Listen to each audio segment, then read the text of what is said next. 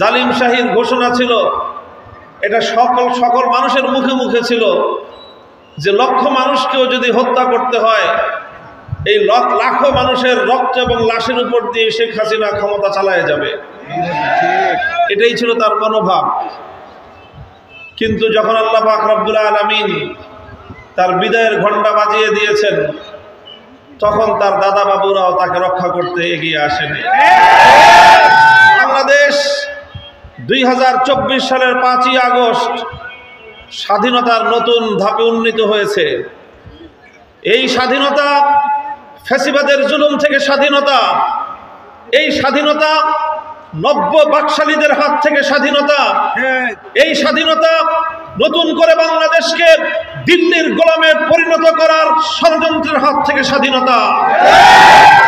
এখনো দিল্লিতে বসে কেউ যদি স্বপ্ন দেখে শাহজালালের বাংলাদেশকে আবার নরেন্দ্র মোদীদের করতলগত করবে, নরেন্দ্র মোদীদের স্বার্থের বলি বানাবে বাংলাদেশকে, আমরা পরিষ্কার ভাষায় বলে দিতে চাই, যেমনি ভাবে রক্তের বিনিময়ে বাংলা তার স্বাধীনতা অর্জন করেছিল, রক্ত দিয়ে 75 সালে একবার তারা যেভাবে স্বৈরাচারীদেরকে যারা মানুষের অধিকার নিয়ে ছিনিমিনি খেলেছিল, 30,000 যুবকের রক্তে যাদের হাত রঞ্জিত হয়েছিল, স্বাধীনতার নেতৃত্ব দানকারী হওয়া সত্ত্বেও সেই ফ্যাসিবাদের জায়গাও বাংলাদেশে হয় নাই।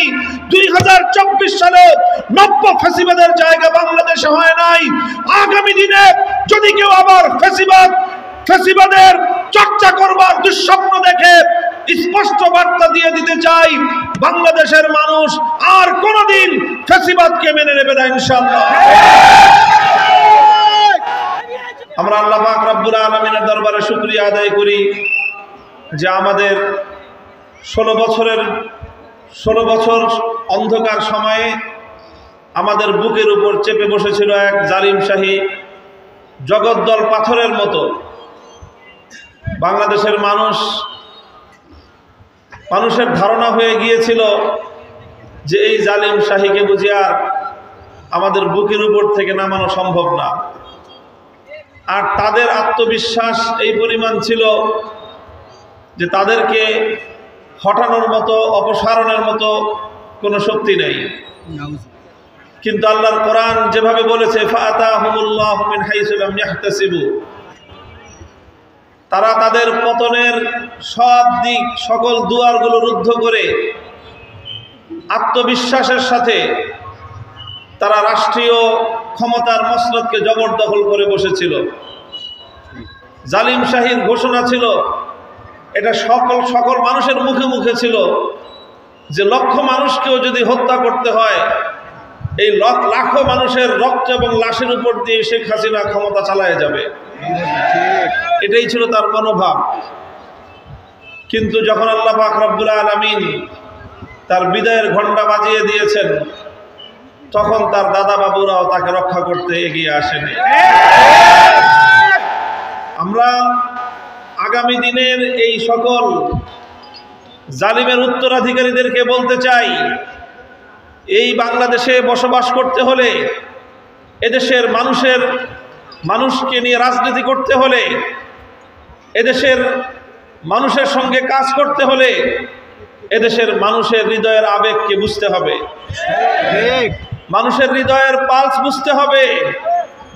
ইসলামের বিরুদ্ধাচরণ করে, জনগণের ভাগ্যকে নিয়ে ছিনিমিনি খেলে হয়তো দীর্ঘদিন ক্ষমতায় থাকতে পারবেন, কিন্তু কোনো ক্ষমতা চিরস্থায়ী হতে পারে না। কোনো ক্ষমতা চিরস্থায়ী হতে পারে না। বাংলাদেশ 2024 সালের 5ই আগস্ট স্বাধীনতার নতুন ধাপে উন্নীত হয়েছে। এই স্বাধীনতা ফ্যাসিবাদের জুলুম থেকে স্বাধীনতা, এই স্বাধীনতা নব্য বাকশালীদের হাত থেকে স্বাধীনতা, এই স্বাধীনতা নতুন করে বাংলাদেশকে দিল্লির গোলামে পরিণত করার ষড়যন্ত্রের হাত থেকে স্বাধীনতা। এখনো দিল্লিতে বসে কেউ যদি স্বপ্ন দেখে শাহজালালের বাংলাদেশকে আবার নরেন্দ্র মোদীদের করতলগত করবে, নরেন্দ্র মোদীদের স্বার্থের বলি বানাবে বাংলাদেশকে, আমরা পরিষ্কার ভাষায় বলে দিতে চাই, যেমনি ভাবে রক্তের বিনিময়ে বাংলা তার স্বাধীনতা অর্জন করেছিল, রক্ত দিয়ে ৭৫ সালে একবার তারা যেভাবে স্বৈরাচারীদেরকে যারা মানুষের অধিকার নিয়ে ছিনিমিনি খেলেছিল, ৩০,০০০ যুবকের রক্তে যাদের হাত রঞ্জিত হয়েছিল, স্বাধীনতার নেতৃত্ব দানকারী হওয়া সত্ত্বেও সেই ফ্যাসিবাদের জায়গাও বাংলাদেশে হয় নাই। ২০২৪ সালে নব্য ফ্যাসিবাদের জায়গা বাংলাদেশে হয় নাই। আগামী দিনে যদি কেউ আবার ফ্যাসিবাদের চর্চা করবার দুঃস্বপ্ন দেখে, স্পষ্ট বার্তা দিয়ে দিতে চাই, বাংলাদেশের মানুষ আর কোনোদিন ফ্যাসিবাদকে মেনে নেবে না ইনশাআল্লাহ।